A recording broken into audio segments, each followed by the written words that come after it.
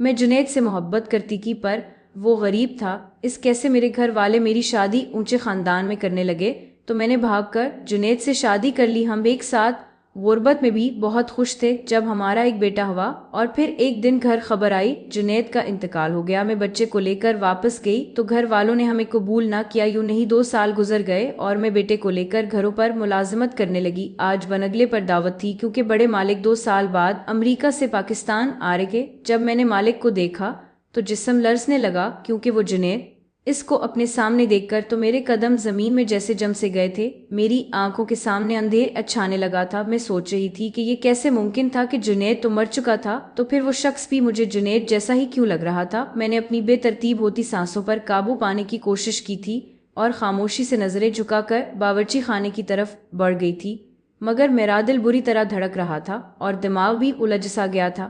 جب بڑے مالک اندر داخل ہوئے تو پورے بنگلے میں ہلچل سی مچ گئی تھی۔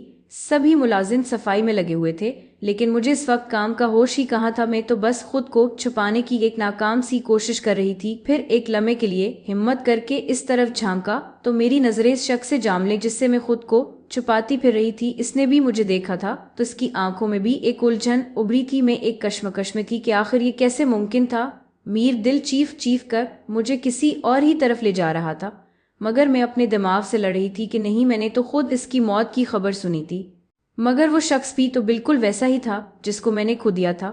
وہ بھی مجھے دیکھ کر چند لمحے کے لیے رک سا گیا تھا مگر پھر آگے بڑھ گیا تھا۔ میں اچانک ہوش میں آئی تو باورچی خانے سے ایک ملازمہ کی آواز آ رہی تھی جو مجھے بلا رہی تھی، تو میں ہڑبڑا کر کام میں لگ گئی تھی، مگر میرا ذہن مسلسل اسی شخص کے بارے میں سوچ رہا تھا۔ اگر وہ جنید تھا تو ان 2 سالوں میں وہ کہاں تھا؟ اس نے کبھی پلٹ کر بھی میری خبر ہی نہ لی کی، اور اگر وہ جنید نہیں تھا تو یہ کیسے ممکن تھا کہ دنیا میں ایک ہی شکل اور قد کاٹ کے 2 انسان تھے؟ اسی کشمکش میں دعوت شروع ہو گئی تھی۔ سب مہمان کھانے میں مصروف ہو گئے تھے۔ میں خاموشی سے بنگلے کے ایک کونے میں کھڑی اپنے ذہن میں آتی ہزاروں سوچوں کو جھٹلانے کی ایک موقع ملا تو میں نے ایک بار پھر اس شخص کو نظر بچا کر دیکھا۔ وہ تو واقعی جنید جیسا تھا، مگر اس کا انداز، لباس اور گفتگو سب کچھ ہی تو میرے جنید سے مختلف تھا۔ جب دعوت ختم ہو گئی تو کھانے کے بعد میں میز صاف کر رہی تھی کہ اچانک کسی نے میر انعام لے کر مجھے بلایا تھا۔ میں نے کانپتے ہاتھوں سے اپنی چادر کو درست کیا تھا اور ڈرتے ڈرتے آہستہ سے سر اٹھایا تھا۔ وہ میرے بالکل سامنے کھڑا تھا، وہی آنکھیں، وہی چہرہ، مگر اس کے انداز میں ایک اجنبیت تھی۔ وہ مجھ سے پوچھنے لگا تھا کہ کیا میں اس کو جانتی ہوں؟ اس کا سوال سن کر میرا دماغ سن ہو گیا تھا۔ میں سوچنے لگی تھی کہ اگر وہ جنید ہوتا تو وہ کبھی بھی مجھ سے ایسا سوال نہ کرتا، کیونکہ وہ تو مجھے جان سے زیادہ چاہتا تھا۔ تب مجھے یقین ہو گیا تھا کہ وہ سب میرا وہم ہی تھا، وہ میرا جنید تو ہو ہی نہیں سکتا تھا۔ کیا تمہارا نام نجمہ ہے؟ جب اس نے مجھ سے یہ سوال پوچھا تو میرے دل کی دھڑکن رکنے لگی تھی۔ یہ کیسا مذاق تھا؟ کیا میری آنکھیں دھوکے کھا رہی تھیں یا قسمت میرے ساتھ ایک اور کھیل کھیل رہی تھی؟ میں تو کچھ بھی بولنے کے قابل ہی نہ رہی تھی۔ میں نے بہت مشکل سے اس بات میں سر ہلایا تھا اور تب میں نے بھی اس سے پوچھ ہی لیا تھا کہ کیا اس کا نام جنید تھا۔ میری بات سن کر اس نے مجھے بڑی عجیب نظروں سے دیکھا تھا اور مجھے کہنے لگا تھا کہ میرا نام جنید نہیں بلکہ جمال ہے۔ اس کے لہجے میں اتنی اجنبیت تھی کہ میں ڈر گئی تھی۔ اس نے بھی شاید میری بے بسی محسوس کر لی تھی اور مجھ سے پوچھنے لگا تھا کہ تم مجھے بہت دیر سے دیکھ رہی تھی، اس لیے میں نے تم سے پوچھ لیا کہ کہیں تم مجھے جانتی ہو یا کوئی کام تو نہیں جو مجھے دیکھ رہی تھی۔ میں نے خود پر قابو پایا تھا اور سر نفی میں ہلا دیا تھا اور اسے معافی مانگ کر میں وہاں سے بھاگ آئی تھی۔ اس رات میں سو نہ سکی تھی، دل میں ہزاروں سوالات جنم لے رہے تھے۔ اگر وہ جنید نہیں تھا تو مجھے بے چین کیوں کر گیا تھا، اور اگر وہ جنید تھا تو مجھے پہچان کیوں نہیں رہا تھا؟ اب یہ دن جب میں کام پر گئی تو میں نے مالکوں کے دوسرے ملازم سے جمال کے بارے میں پوچھا تھا، کیونکہ مجھے ابھی تک تسلی نہیں ہوئی تھی۔ پھر مجھے معلوم ہوا تھا کہ وہ واقعی امریکہ میں رہتا تھا اور 2 سال بعد پاکستان آیا تھا، اور اس کا تو دور دور تک کوئی رشتہ دار بھی جنید نام کا نہیں تھا۔ میں نے خود کو ایک بار پھر سے تسلی دی تھی کہ یہ محض ایک اتفاق ہی تھا، مگر پھر بھی دل نہیں مانتا تھا۔ مجھے سچ جاننا تھا کہ آخر اس شخص کو دیکھ کر مجھے اپنا جنید کیوں یاد آیا تھا۔ کچھ ہی دن گزرے تھے جب اس آدمی نے مجھے بلایا اور مجھے کہنے لگا کہ مجھے تم سے کچھ پوچھنا تھا۔ تم نے اس دن مجھے یہ کیوں کہا تھا کہ میر نام جنید تو نہیں؟ میں نے اس کو سچ بتانے کا فیصلہ کر لیا تھا، کیونکہ قرار تو میرے دل کو بھی نہیں آ رہا تھا، اور پھر میں نے اسے اپنی پوری کہانی کے سنائی تھی۔ جب میں خاموش ہو گئی تو وہ کافی دیر تک مجھے دیکھتا رہا۔ میں ڈر گئی تھی کہ کہیں وہ میری کہانی سن کر غصہ تو نہیں ہو گیا تھا کہ کہاں وہ اتنا امیر کبیر آدمی تھا اور کہاں میں ایک معمولی ملازمہ اس کو اپنا محبوب سمجھ کر دھوکہ کھا گئی تھی۔ مگر اس کی کہانی سن کر میرے پیروں تلے سے زمین ہی نکل گئی تھی۔ میرا نام نجمہ ہے اور میں لاہور ڈیفنس کے علاقے میں رہتی تھی۔ میرا تعلق ایک کھاتے پیتے اونچے خاندان سے تھا۔ میرے بابا کا اپنا امپورٹ ایکسپورٹ کا بزنس تھا، جس کی وجہ سے گھر میں دولت کی ریل پیل تھی۔ میری ماما بھی ایک سوشل ورکر تھی اور ایک NGO چلا رہی تھی۔ ہم 3 بہنیں تھیں اور میں سب سے بڑی تھی۔ مجھ سے چھوٹی 2 بہنیں جڑواں تھیں۔ بابا چاہتے تھے کہ ان کا ایک بیٹا بھی ہوتا جو ان کا بزنس سنبھالتا، مگر قسمت کی کرنی ایسی تھی کہ جب سے ماما نے جڑواں بہنوں کو پیدا کیا تھا، وہ دوبارہ ماں بننے کی صلاحیت سے محروم ہو گئی تھی، جس کا ان کو خود بھی بہت دکھ تھا۔ بابا کے پاس روپے پیسے کی کوئی کمی تو تھی نہیں، اس لیے انہوں نے ہر ممکن کوشش کی کہ وہ ماما کا علاج کروا سکتے تاکہ ان کو ایک بیٹا مل سکتا، مگر ان کے بہت ہاتھ پیر مارنے کے باوجود بھی ایسا ممکن نہیں ہو سکا تھا۔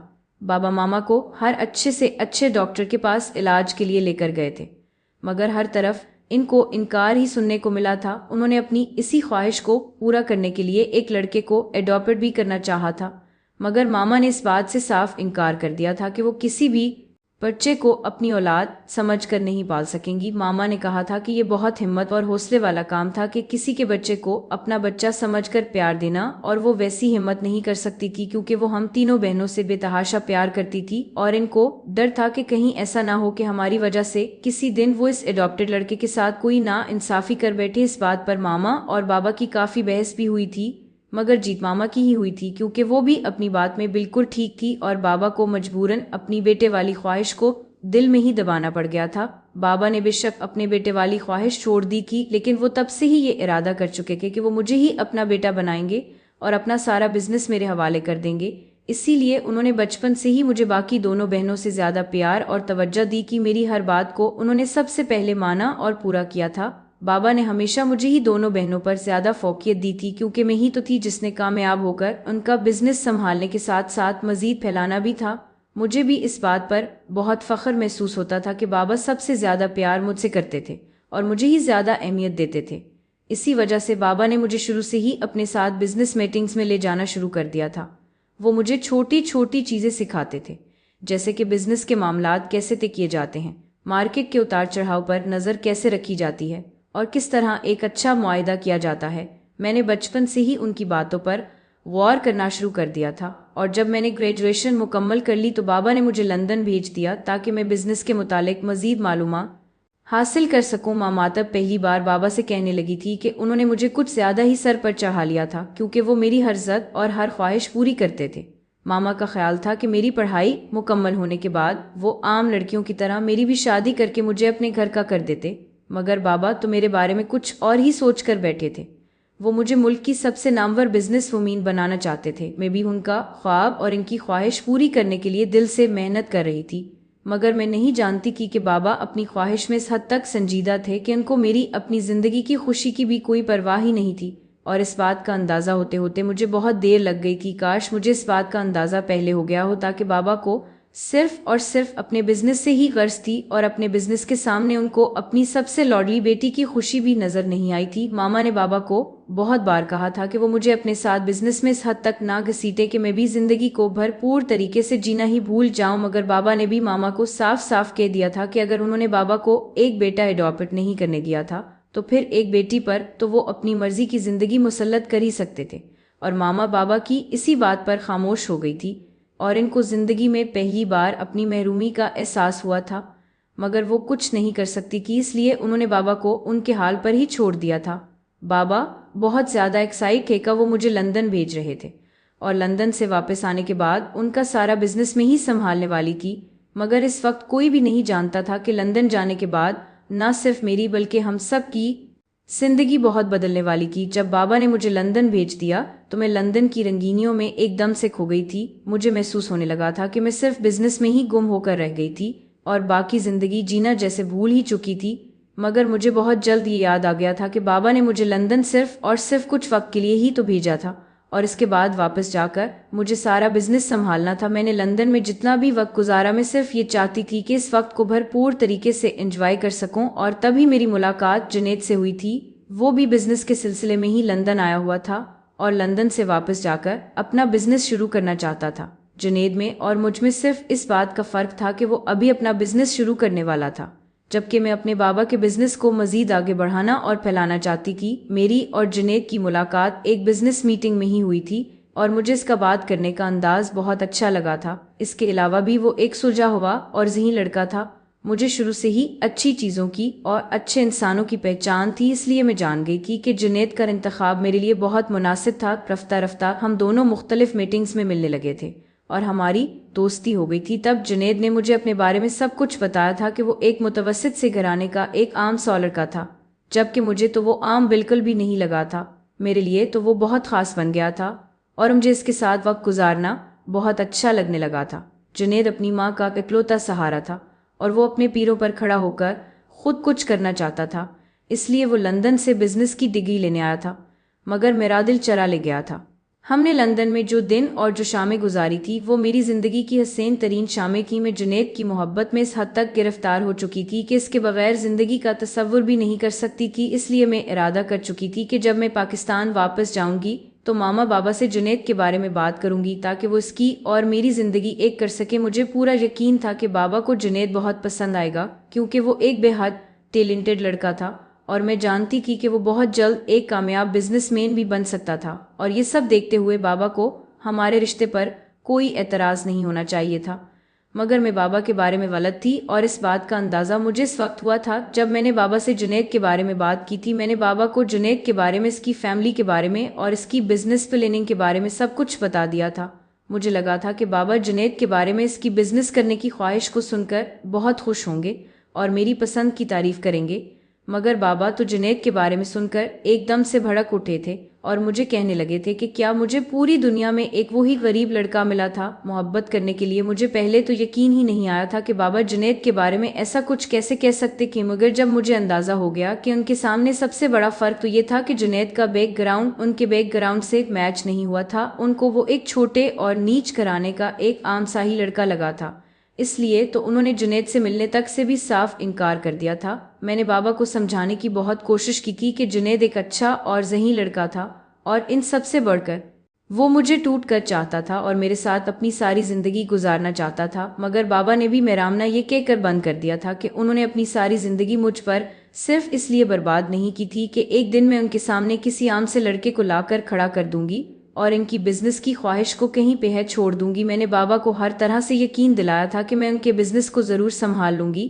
بلکہ میرے ساتھ ساتھ جنید بھی ان کے بزنس کو پھیلانے میں مدد کرے گا اور ہم کم وقت میں زیادہ پرافٹ کر سکیں گے۔ مگر میری یہ بات سنتے ہی بابا نے مجھے ایک زوردار تھپڑ جڑ دیا تھا کہ میں ایسا سوچنے کی ہمت بھی کیسے کر سکتی تھی کہ وہ ایک نیچ انسان ان کا بزنس اپنے ہاتھوں میں لے گا۔ مجھے تو یقین ہی نہیں ہو الف تھا کہ بابا اتنی سی بات کے لیے مجھ پر ہاتھ ہی اٹھا دیں گے۔ انہوں نے تو ساری زندگی کبھی مجھ سے اونچی آواز میں بات تک نہیں کی تھی، اور جب میں نے ان کے سامنے اپنی پسند کا اظہار کیا تو ان کو فیملی بیک گراؤنڈ یاد آ گیا تھا۔ ان کو تو صرف اور صرف اس بات کی پرواہ تھی کہ لوگ کیا کہیں گے کہ میں نے ایک غریب لڑکے کے ساتھ شادی کر لی تھی۔ اس وقت ماما نے بھی بابا کو سمجھانا چاہا تھا کہ وہ میری بات مان لیتے، کیونکہ ماما جانتی تھی کہ اگر بابا ضد کر سکتے تھے تو میں بھی انہی کی بیٹی تھی اور تھی بھی سب سے لاڈلی، تو میر اغصہ اور ضد بھی انہی پر گئی تھی۔ مگر بابا اپنی بات پر قائم رہے تھے کہ اگر مجھے جنید کے ساتھ زندگی گزارنی تھی تو مجھے ان کا لائف سٹائل چھوڑنا ہی ہوگا۔ یہ بات سن کر تو میں شاکڈ رہ گئی تھی۔ ان کی اس بات کا مطلب تو صاف تھا کہ وہ مجھے سیدھا سیدھا اپنی زندگی اور گھر سے نکالنے کی بات کر رہے تھے، کیونکہ جنید کو تو میں کسی صورت بھی چھوڑ نہیں سکتی کی۔ جنید ہی تو تھا جس کے ساتھ رہ کر میں نے جینا سیکھا تھا، وہی تو تھا جس نے مجھے بتایا تھا کہ زندگی میں سفید صفوں کے علاوہ اور بھی بہت سے رنگ ہوتے ہیں جن کو ہم اپنی مرضی سے جہاں چاہیں بھر سکتے ہیں۔ اگر وہ میری زندگی میں نہ آتا تو میری زندگی تو بزنس کی بلیک اینڈ وائٹ فائلز میں ہی الجھ کر رہ جاتی۔ میرے لیے وہ بہت مشکل لمحہ تھا۔ میں اپنے ماما بابا کو چھوڑ نہیں سکتی تھی جنہوں نے مجھے زندگی میں آگے بڑھنا سکھایا تھا، مگر دوسری طرف جنید بھی تو تھا جس نے مجھے زندگی کو گزارنا نہیں بلکہ جینا سکھایا تھا۔ میں نے اس وقت اپنی زندگی کا سب سے مشکل فیصلہ لے ہی لیا تھا، اور وہ تھا جنید کے ساتھ رنگوں بھری زندگی کو جینا۔ بابا نے مجھے بہت دھمکایا تھا کہ جنید مجھے زندگی کی وہ ساری آسائشیں نہیں دے سکتا تھا جو بابا مجھے دیتے آئے تھے، مگر مجھے ان آسائشوں کی کوئی پرواہ ہی نہیں تھی جن میں زندگی کا کوئی مزہ ہی نہیں تھا۔ بابا کے گھر میں بے شک مجھے ہر آسائش اور ہر سہولت ملی تھی، مگر جو مجھے جنید کے ساتھ لندن میں رہ کر زندگی گزارنے کا مزہ آیا تھا وہ ان آسائشوں سے کہیں بہتر تھی۔ ماما نے بھی مجھے روکنے کی اور بابا کو منانے کی بہت کوشش کی تھی، مگر بابا کو اس وقت صرف اور صرف لوگوں کی پرواہ تھی کہ لوگ ان کو طرح طرح کی باتیں سنائیں گے کہ ان کی بیٹی نے کس طرح ایک غریب گھر کے لڑکے کو اتنی بڑی اور امیر فیملی کا داماد بنا دیا تھا۔ بابا نے مجھے میری بہنوں کے حوالے سے بھی ڈرانے کی کوشش کی تھی کہ اگر میں ہی بغاوت پر اتر جاؤں گی تو میری چھوٹی بہنوں پر اس کا کیا اثر ہوگا، وہ بھی کل کو کسی ایرے ریرے کو لا کر گھر میں بٹھا دیں گی۔ مگر میں جانتی تھی کہ ان دونوں میں میرے جتنی ہمت اور طاقت نہیں تھی۔ وہ تو بابا کی مرضی کے بغیر اپنی زندگی کا کوئی فیصلہ نہیں کر سکتی تھی، وہ تو صرف میں ہی تھی جس کے شوق اور جس کی پسند سب سے زیادہ نرالی تھی۔ جنید نے بھی مجھے سمجھانے کی کوشش کی کہ میں اس کے لیے اپنے ماما بابا کو نہ چھوڑوں اور ان کی پسند کے مطابق جہاں وہ کہتے ہیں وہاں پر شادی کر لوں، مگر میں جنید کے بغیر زندہ نہیں رہ سکتی کہ میں تو اس سے بے حد محبت کرتی تھی۔ اس لیے میں نے جنید کے لیے اپنے ماما بابا کا گھر چھوڑ دیا تھا، جس میں نے اپنی ساری زندگی بابا کی خواہش کو پورا کرنے کے لیے گزار دی تھی۔ بابا کا وہ بڑا سا گھر چھوڑتے ہوئے مجھے دکھ ضرور ہوا تھا، مگر میرے دل میں کہیں نہ کہیں یہ امید باقی کی کہ ایک نہ ایک دن جب جنید کامیاب بزنس مین بن جائے گا تو بابا مجھے ضرور معاف کر دیں گے اور میرے ساتھ ساتھ جنید کو بھی اپنا لیں گے اور میں دوبارہ سے اپنے اس گھر میں جنید کے ساتھ واپس آ جاؤں گی۔ مگر یہ میری بہت بڑی غلط فہمی کی میں نہیں جانتی کہ آگے میرے ساتھ زندگی میں کیا ہونے والا تھا۔ میں نے جنید کے ساتھ نکاح کر لیا تھا اور اس کے چھوٹے سے سادہ سے گھر میں آ گئی کہ جہاں پر اس کی بوڑھی ماں اکیلی رہتی تھی اور جنید ہی ان کا واحد سہارا تھا۔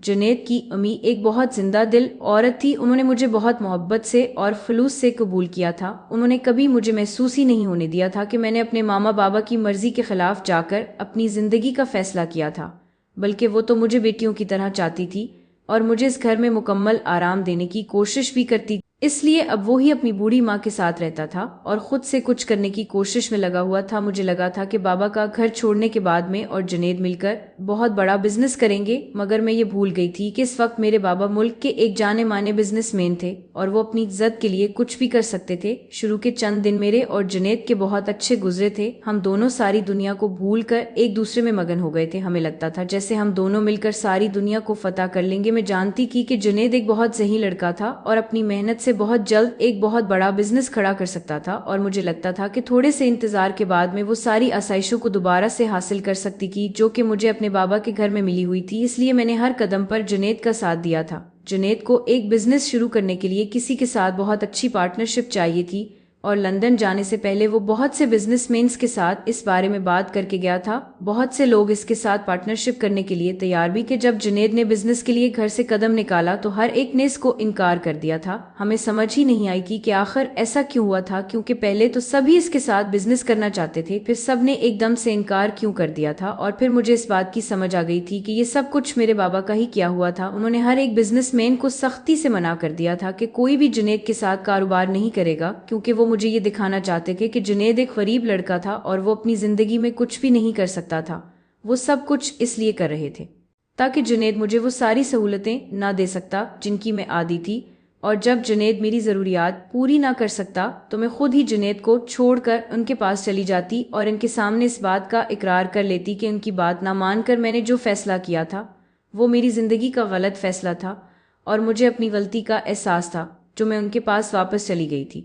مجھے بابا کی ہر چال بہت آسانی سے سمجھ میں آ گئی تھی، کیونکہ میں نے خود بھی بہت کوشش کی تھی کہ مجھے ہی کہیں پر کوئی چھوٹی موٹی نوکری مل جاتی جس سے میں اور جنید مل کر گھر کا گزارا کر سکتے، لیکن کوشش کے باوجود بھی مجھے کوئی نوکری ملی ہی نہیں تھی۔ میں جس بھی جگہ پر جاتی ہر کوئی مجھے انکار کر دیتا۔ میں حیران تھی کہ مجھے تو سبھی جانتے تھے، میرے بابا سے بھلا کون واقف نہیں تھا، اس کے باوجود بھی کوئی مجھے کام دینے کو تیار ہی نہیں تھا۔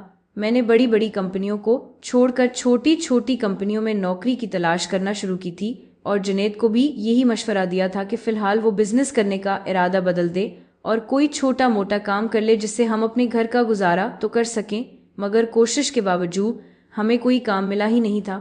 مجھے تو رہ کر بابا پر غصہ آ رہا تھا کہ آخر جب انہوں نے مجھے اپنی زندگی سے اور اپنے گھر سے نکال ہی دیا تھا تو میری زندگی میں اتنا دخل کیوں دے رہے تھے۔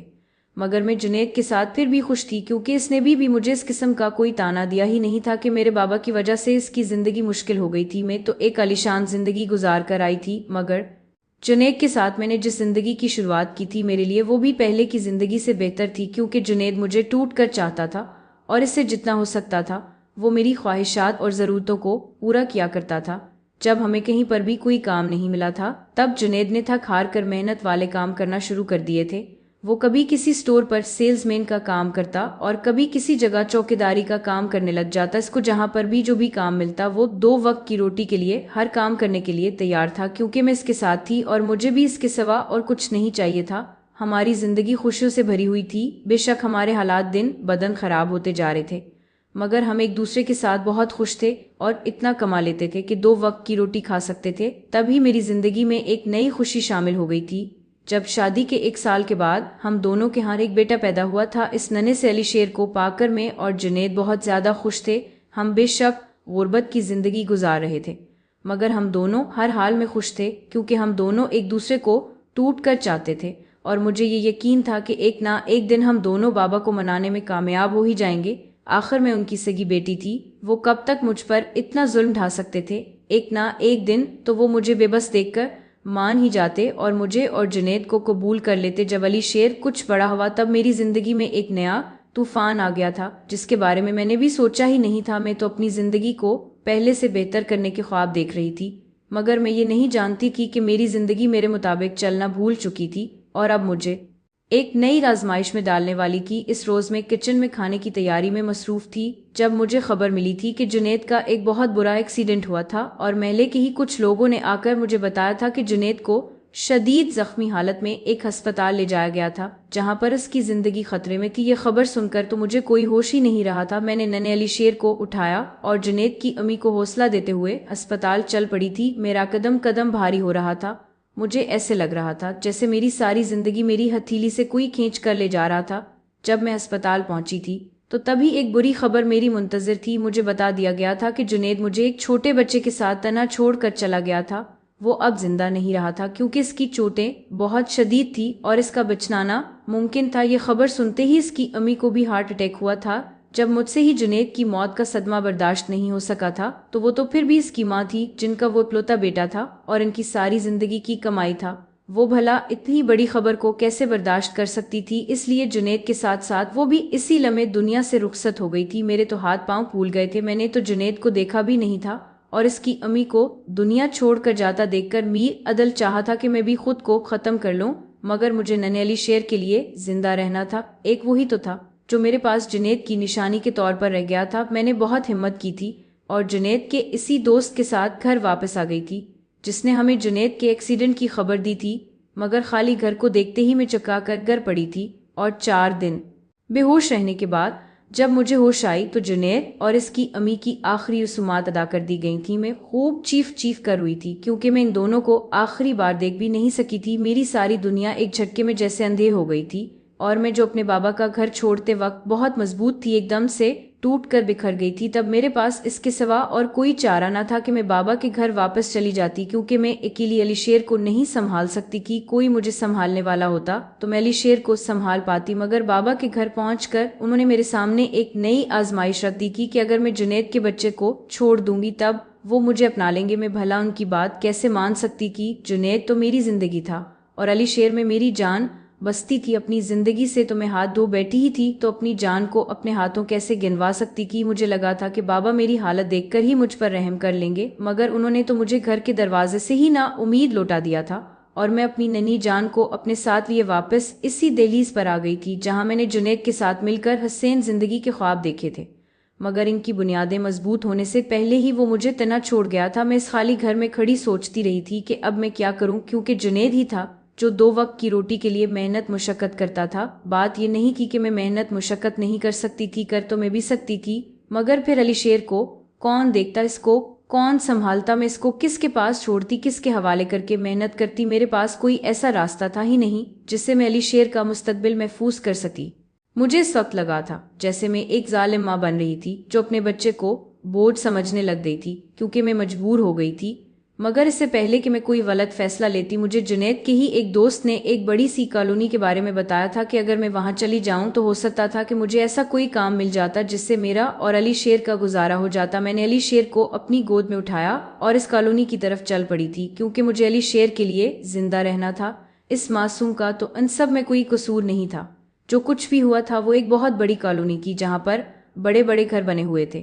ان گھروں کو دیکھ کر میری آنکھیں آنسوں سے بھر گئی تھی، کیونکہ میرا بھی ایک ایسا ہی گھر تھا، مگر میں نے اپنے آنسو صاف کر لیے تھے، کیونکہ اب مجھے ان بڑے گھروں کی حسرت نہیں رہی تھی۔ وہ تو بہت پہلے دم توڑ چکی تھی۔ بہت مشکل سے مجھے اس کالونی کے کچھ بنگلوں پر ملازمہ کا کام ملا تھا۔ میرا دل ٹوٹ گیا تھا۔ میرے پاس اتنی بڑی بڑی ڈگریاں تھیں، میں ایک امیر بزنس مین کی بیٹی تھی، مگر اس کے باوجود 2 وقت کی روٹی کے لیے مجھے انہی بنگلوں پر ملازمہ بننا پڑ رہا تھا، اور یہ سب صرف اور صرف میرے بابا کی وجہ سے ہوا تھا۔ مگر میں نے اپنے بیٹے کے لیے وہ سب بھی قبول کر لیا تھا، جس کے بارے میں نے بھی سوچا تک نہیں تھا۔ مجھے اس کالونی میں کام کرنے کا فائدہ یہ بھی ہوا تھا کہ اسی کالونی میں ملازموں کے لیے کچھ کوارٹر بنے ہوئے تھے، اور جو ملازم دور سے آتے تھے وہ وہیں پر رہتے تھے۔ تب میں نے جنید کے گھر کو ہمیشہ کے لیے بند کر دیا تھا، اور علی شیر کو لے کر وہاں پر ہی ایک کمرے والے چھوٹے سے سرونٹ کوارٹر میں رہنے لگی تھی۔ میرے لیے تو یہ کسی نعمت سے کم نہیں تھا، کیونکہ بہت عرصے کے بعد میں نے بے فکر ہو کر علی شیر اور اپنے لیے 2 وقت کی روٹی کا انتظام کر لیا تھا، اور ساتھ ہی مجھے رہنے کے لیے ایک محفوظ مقام بھی مل گیا تھا۔ مجھے انہی سرونٹ کوارٹرز میں رہتے ایک کے بعد 2 سال گزر گئے تھے، اور میں علی شیر کے ساتھ خوشی خوشی زندگی گزارنے لگی تھی۔ میں جنید کے بغیر رہنا سیکھ رہی تھی، مگر ایک روز میری آنکھوں کے سامنے میرا سارا ماضی ایک بار پھر سے تازہ ہو گیا تھا۔ اس روز ایک بنگلے پر دعوت تھی، کیونکہ اس بنگلے کا مالک واپس آ رہا تھا اور کالونی کے زیادہ تر ملازم وہاں پر ہی اکٹھے ہوئے تھے۔ میں بھی علی شیر کو باقی بچوں کے ساتھ کھیلتا چھوڑ کر اپنے کام میں لگ گئی تھی۔ مجھے اس کالونی میں 2 سال گزر گئے تھے، اس لیے آس پاس کے سب ملازموں سے میری الیک سلیک ہو گئی تھی، اور میں علی شیر کو باقی بچوں کے ساتھ کھیلنے کے لیے بھیج دیا کرتی تھی۔ سارے بنگلے میں ایک الگ ہی چہل قدمی کی، کیونکہ آنے والے مالک کے استقبال کی تیاریاں عروج پر تھی۔ مگر جب میں نے آنے والے مالک کو دیکھا تو میرے ہوش اڑ گئے تھے۔ پہلی نظر میں تو مجھے لگا تھا کہ میرے سامنے جنید کھڑا تھا، مگر دوسرے ہی لمحے میں نے اس خیال کو ذہن سے جھٹک دیا تھا کہ جنید کو تو مرے 2 سال گزر گئے تھے، پھر وہ بھلا کیسے ہو سکتا تھا؟ مگر میرا دل میری بات ماننے کو تیار ہی نہیں تھا۔ وہ شخص تو ہو بہو جنید جیسا ہی تھا، بس اس کے ٹھاٹ باٹ کچھ الگ تھے۔ میں سارا دن ڈری سہمی سی اس شخص کو چھپ چھپ کر دیکھتی رہی تھی، اور شاید اس کو بھی میری بے چینی کے بارے میں علم ہو گیا تھا۔ تبھی وہ باقی ملازموں سے میرے بارے میں پوچھتا ہوا میرے پاس آ گیا تھا، اور مجھ سے پوچھنے لگا تھا کہ کیا میرا نام نجمہ تھا۔ اس کا تو لہجہ بھی بالکل جنید جیسا تھا، مگر وہ میرا جنید کیسے ہو سکتا تھا؟ اگر وہ میرا جنید ہوتا تو مجھ سے پوچھتا نہ کہ میرا نام کیا تھا، بلکہ وہ تو مجھے دیکھ کر خوشی سے جھوم اٹھتا، کیونکہ وہ تو مجھے دل و جان سے چاہتا تھا۔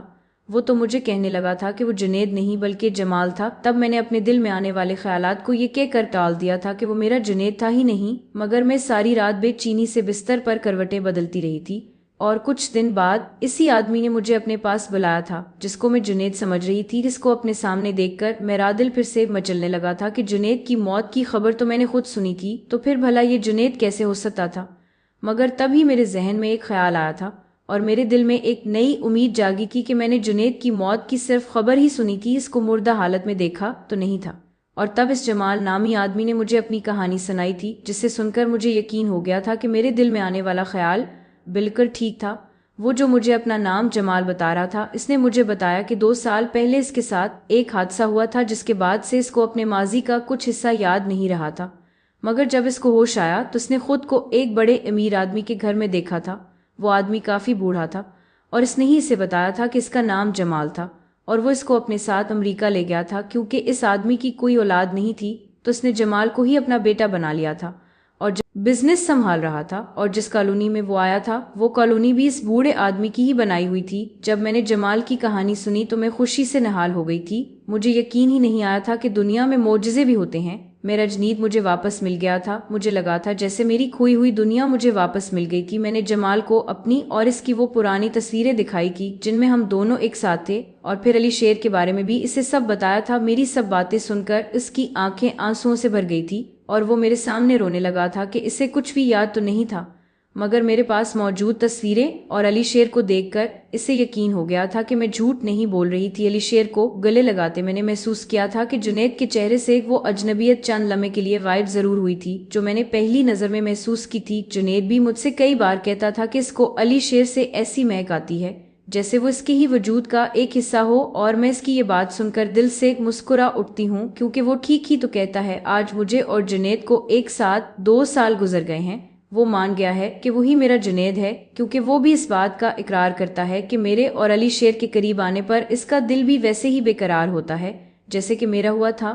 مگر مجھے ایک بات کا افسوس ہے کہ میں اس کے ماضی کی وہ یادیں اس کو واپس نہیں کر سکتی، کیونکہ اگر اس کو سب کچھ یاد آ گیا تو ہو سکتا ہے کہ وہ اپنی ماں کی موت کا ذمہ دار میرے بابا کو ٹھہرا دے، کیونکہ ان کی وجہ سے ہی تو ہماری زندگی اتنی مشکل ہو گئی تھی کہ نوبت یہاں تک آ گئی تھی کہ میں اپنی اور علی شیر کی زندگی بھی ختم کرنے چل پڑی تھی۔ میں تو اس انسان کو دعائیں دیتی دیتی نہیں تھکتی جس نے جنید کو اپنا بیٹا سمجھ کر اس کا خیال رکھا اور اپنا سارا بزنس اس کے حوالے کر دیا۔ آج میں سوچتی ہوں کہ اگر حالات سے مجبور ہو کر میں اپنی اور علی شیر کی زندگی ختم کر لیتی تو کیا ہوتا۔ میں کوشش کر رہی ہوں کہ اپنے بابا کو بھول جاؤں، کیونکہ ان کی وجہ سے میں اپنی زندگی کو بہت خطرناک موڑ سے واپس موڑ کر لائی ہوں۔ ناظرین، مزید اس طرح کی سبق آموز کہانیاں اور واقعات سننے کے لیے ہماری ویڈیو کو لائک کریں، شیئر کریں اور ہمارے چینل کو سبسکرائب کر لیں۔ شکریہ، اللہ حافظ۔